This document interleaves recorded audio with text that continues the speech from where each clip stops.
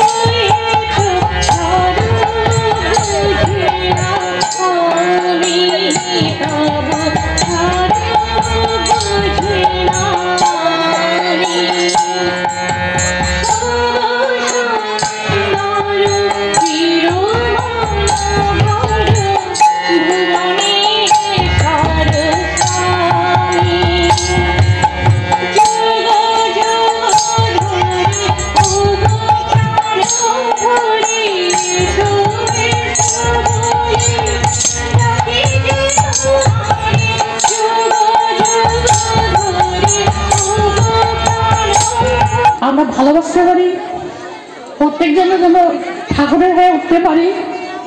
ঠাকুরের হয়ে ওঠা মানে আমাদের চাল চলন, আচার ব্যবহার, কথাবার্তা প্রত্যেকটা দিকেই যেন আমরা তাদের মনোভূতি। যুগ পুৰুষোত্তম পৰম প্ৰেমময় শ্ৰী শ্ৰী ঠাকুৰৰ শ্ৰীচৰণত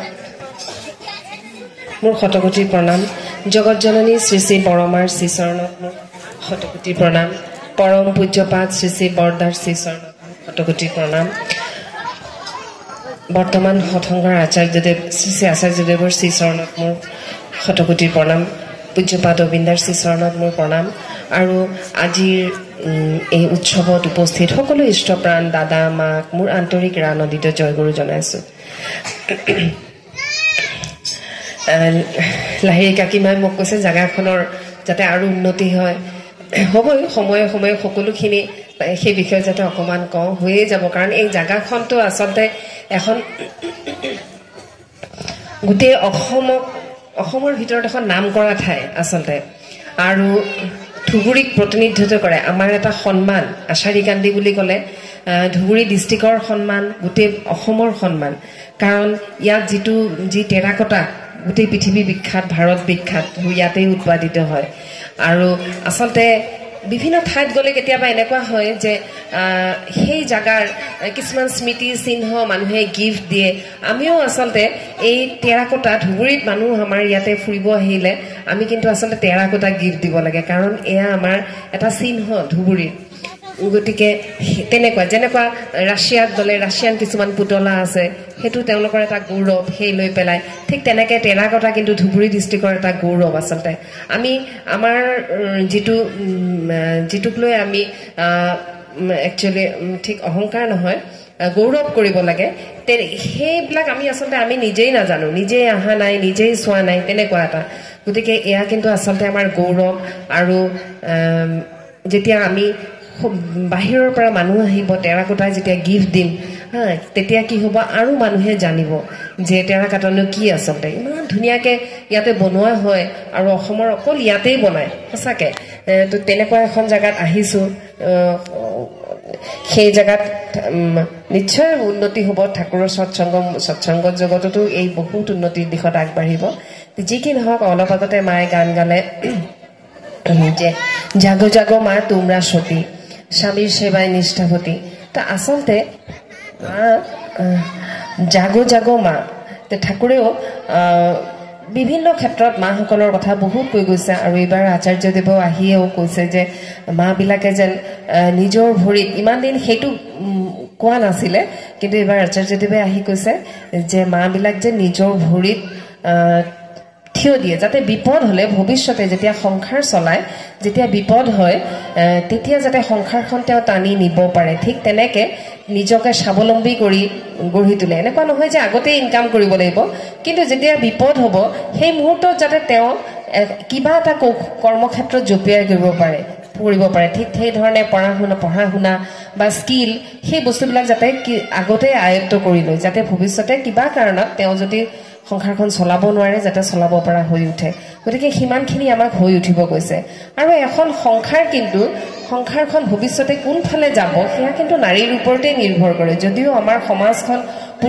পুৰুষতান্ত্ৰিক সমাজ কিন্তু নাৰীয়ে মাপি দিয়ে সন্তান কোনফালে যাব সেয়া কিন্তু মাৰ ওপৰতে নিৰ্ভৰ কৰে ঘৰখন কেনেকুৱা হৈ উঠিব ভৱিষ্যতে সেয়া কিন্তু মাজনীৰ ওপৰতে নিৰ্ভৰ কৰে গতিকে সেইকাৰণে ঠাকুৰে মাসকলৰ ওপৰত ইমান কথা কৈছে কেতিয়াবা কিছুমানে প্ৰশ্ন কৰিছিল যে ঠাকুৰ মাসকল এনেকুৱা আপুনি ইমান কথা কৈছে সেই হিচাপে যেন পুৰুষকো কৈছে বিভিন্ন কথা কিন্তু সেই তথাপি যেন কিছু কম কাৰণ মাসকলৰ ওপৰতে এখন সমাজ এটা জাতি আচলতে থিয় হৈ আছে মাসকলে যেনেদৰে বিচাৰে তেনেদৰে কিন্তু আচলতে সমাজখন আগবঢ়াই লৈ যাব পাৰে সন্তানটো কোনফালে গতি কৰিব সম্পূৰ্ণ মাৰ ওপৰত নিৰ্ভৰ কৰে মা কি ভাৱেৰে জন্ম দিছে গতিকে বাপেক যিয়ে নহওক কিয় বাপেক ৰাৱণেই হওক আৰু হিৰণ্যকশিপুৱে হওক মাকে যদি ভাবে যে মোৰ সন্তান মই সেইফালে লৈ যাম তেতিয়াহ'লে প্ৰহ্লাদো আনিব পাৰে চব আনিব পাৰে আৰু সেইকাৰণে আমি মাবিলাক যেতিয়া ঠাকুৰমুখী হৈ উঠিম বাকীখিনি অট'মেটিক হৈ যাব নেক্সট জেনেৰেশ্যন অট'মেটিক ঠাকুৰমুখী হ'ব বাধ্য হ'বৰ কাৰণে গতিকে এইখিনি মই ক'লো আৰু আচাৰ্যদেৱ ইয়াতে আহিছিলে সঁচাকৈ আমি বিভিন্ন সময়ত ভাবোঁ যে আচাৰ্যদেৱে নেকি কাৰোবাক সুধিছিলে যে কোনোবাই আচাৰ্যদেৱৰ বক্তৃতাত শুনা কথা আৰু যে আপোনালোকে ঠাকুৰৰ কাম কি কৰে আমি ভাবোঁ যে ঠাকুৰৰ কাম ইষ্টভীতি কৰোঁ ৰেগুলাৰ বোলে আৰু কি কৰে ডিপি ৱৰ্ক কৰোঁ আজিকালি আমি ডিপি ৱৰ্ক কৰোঁ গতিকে এয়াই ঠাকুৰৰ কাম কিন্তু এইবোৰ একচুৱেলি ঠাকুৰৰ কাম নহয় এইবোৰ হৈছে আমাৰ নিজৰ কাৰণে কৰা কাম ইষ্টভীতিটো মই মোৰ নিজৰ কাৰণে কৰোঁ একচুৱেলিটো চব কামেই আমি নিজৰ কাৰণে কৰোঁ আৰু ডিপি ৱৰ্কো কি হয় যে আমি নিজৰ কাৰণে কৰোঁ কাৰণ ডিপি ৱৰ্কটোত কি হয় যে WHO কৈছে যে এজন মানুহ সুস্থ থাকে যেতিয়া তেওঁ ফিজিকেলি মেণ্টেলি স্পিৰিচুৱেলি আৰু সামাজিকভাৱে ছ'চিয়েলি যেতিয়া তেওঁ ফিট থাকে তেতিয়াহে তেওঁ সুস্থ বুলি কোৱা হয় আৰু এই ডিপি ৱৰ্কৰ মাধ্যমেৰে কি হয় যে আমি চাৰিওটা দিশত আমি সুস্থ হৈ উঠোঁ গতিকে সেইটো কিন্তু ঠাকুৰৰ কাম আচাৰ্যদেৱে নহয় বুলি কৈছে তেতিয়াহ'লে ঠাকুৰৰ কামনো কি ঠাকুৰৰ কামটো কোনটো এতিয়া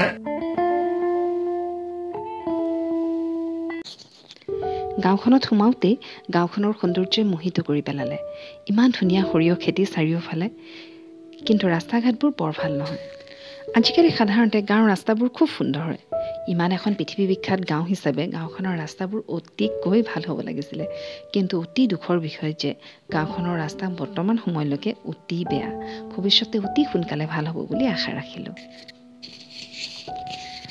টেৰাকোটা এই গাঁওখনৰ এটা পৰিয়াল কেন্দ্ৰিক শিল্প টেৰাকোটা শব্দটো আহিছে ইটালিয়ান ভাষাৰ পৰা টেৰা মানে আৰ্থ আৰু কোটা মানে বেকড অৰ্থাৎ বেক আৰ্থ বা কুকড আৰ্থ অসমীয়া ভাষাত পোৰা মাটিৰ শিল্প বা মৃৎ শিল্প বুলিও কোৱা হয় এয়া এক সম্পূৰ্ণ পৰিয়ালকেন্দ্ৰিক শিল্প। এয়া এক অনন্য কুটিৰ শিল্পৰ উদাহৰণ। যিহেতু এয়া এক পৰিয়ালকেন্দ্ৰিক শিল্প, গতিকে পৰিয়ালত থকা সকলো বয়সৰ লোকে এই শিল্পৰ লগত জড়িত হৈ পৰে। বিশেষকৈ এই গাঁওখনলৈ বাহিৰৰ পৰা বিয়া হৈ অহা বোৱাৰীসকলেও কামটো ইমান ধুনীয়াকৈ আয়ত্ব কৰি পেলাইছে যে দেখি আচৰিত লাগিল। এই শিল্পটোৰ জৰিয়তে এই গাঁওখনে এছিয়াৰ ভিতৰত আটাইতকৈ ডাঙৰ টেৰাকোটা ক্লাষ্টাৰ ভিলেজ হিচাপে স্বীকৃতি লাভ কৰিছে।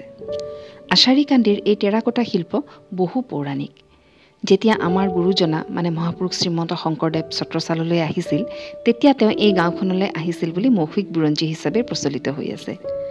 তেওঁ ইয়াৰে পৰা খোলৰ মাটিৰে তৈয়াৰী অংশখিনি বনাবলৈ ইয়ালৈ আহিছিল বুলি এই গাঁৱৰে এজন বিশিষ্ট ব্যক্তিয়ে আমাক জনালে। এই শিল্পৰ লগত জড়িত শিল্পীসকল বিভিন্ন ৰাজ্যিক আৰু ৰাষ্ট্ৰীয় সন্মানেৰে বিভূষিত।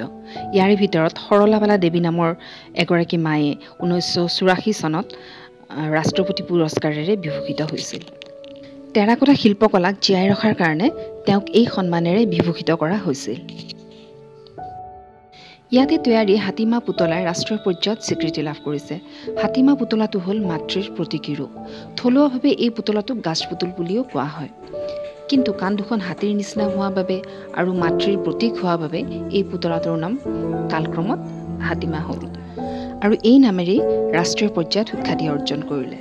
নাম যিয়েই নহওক বাৰু, এই পুতলাটো হ'ল ইণ্ডাছ ভেলী চিভিলাইজেশ্যনত পোৱা পুতলাটোৰ সৈতে একে আকৃতিৰ। গতিকে এই হাতীমা পুতলাৰ সৈতে জড়িত আছে প্ৰাচীন সিন্ধু সভ্যতাৰ। এখন এই কাজগুলা কে করে টেরাকোটার? কাজগুলো বউ আছে, ছেলে বউ, আমি আছি, আমার ছেলেরা এই আর্ট নিয়ে পড়াশোনা করাচ্ছে। ও এটা নিয়ে পড়াশোনা করছে? পড়াশোনা করা এটা নিয়ে, কিন্তু ওরা বাইরে কাজ করে। এই টেরাকোটারই কাজ করে? টেরাকোটা খালি টেরাকোটা না, ক্লে মডেল বানায়, তারপরে আপনার ফাইবার কাস্টিং করে, সিমেন্টের কাজ করে, সব রকম। হয়তো গেস্ট হাউসে কাজ করে দিয়েছে ভিতরে সাজানোর জন্য, সাজানো কি কি টাইলস লাগবে। যেমন আমাদের মন্দিরটা আছে সামনে, আমাদের নিজের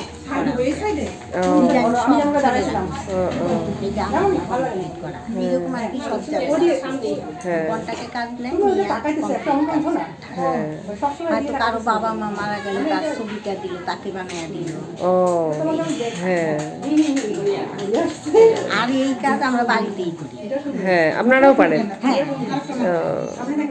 আমি তো আগে বাড়ি থেকে বিয়ে হয়ে আসি। হ্যাঁ, আপনার বাড়ি কোন জায়গায়? আমার বাড়ি কুকুরাঝাড়, আগে গোয়ালপাড়া।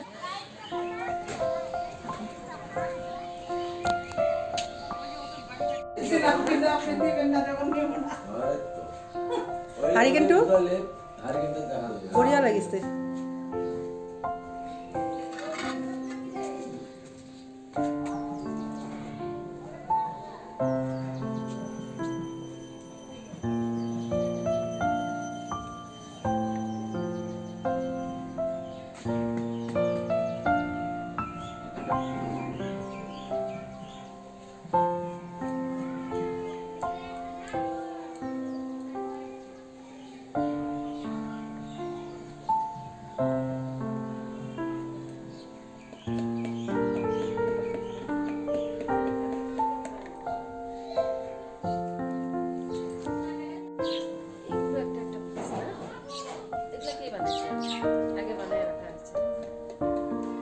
মেয়ে মানুষ, উনি অল ইন্ডিয়া হ্যান্ডিক্যাপসের প্রেসিডেন্ট ছিল।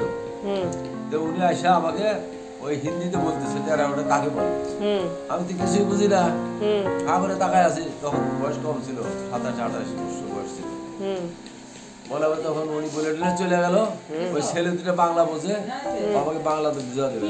দাদা আপনি বুঝতে পারেন? দেখলাম না, আমি কিছুই বুঝিনি। ওই টেরাকোটা কাকে বলে? পোড়ামাটি যেটা রং, ওটাকে টেরাকোটা বলে।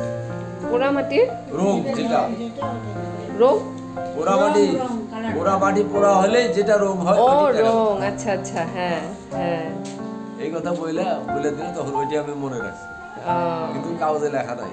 হ্যাঁ।